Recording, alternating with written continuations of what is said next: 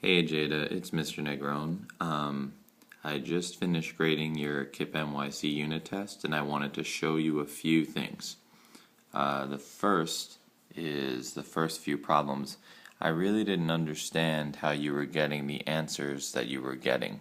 So, for example, let's take a look at number 2. Here's the number line, it goes from 0 to 1. And you put an answer of 6 over 36. But the rule is, and we've been doing this since the summer, darling, is that you just count how many spaces are between 0 and 1.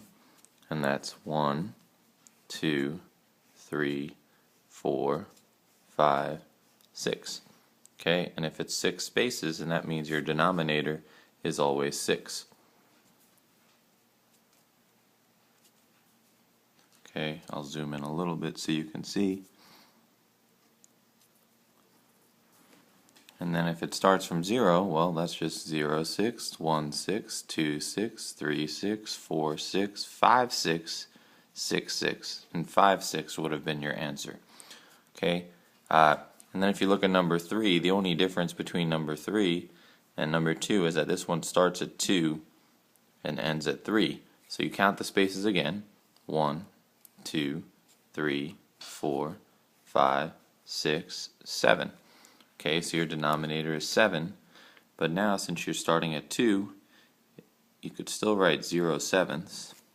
Sorry, that's ugly.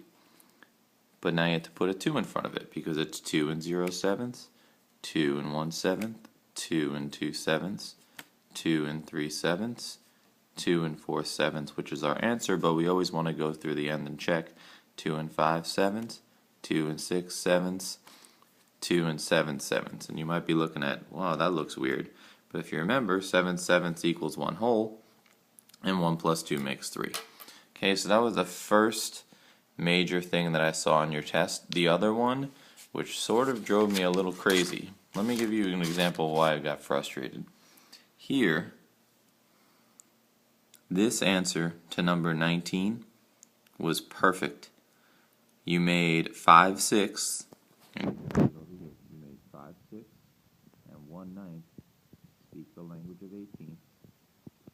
You multiply by 3 over 3 and 2 over 2. And you added and you got the perfect answer, 17 over 18. But then there were a couple of times in the test, you look down to number 22, where you just, and I wrote this on a homework one time, you just changed, you found the language, so you just crossed off the denominators. You have to change the numerators as well, just like what you did over here. Okay, Jada, and that happened a couple of times in the test. So what I'd love for you to do is just get a piece of paper now and do this problem the correct way, making all of them speak the same language, but also remembering that you have to multiply by a certain whole number to get there, like you did over there. So practice that and call me if you need help.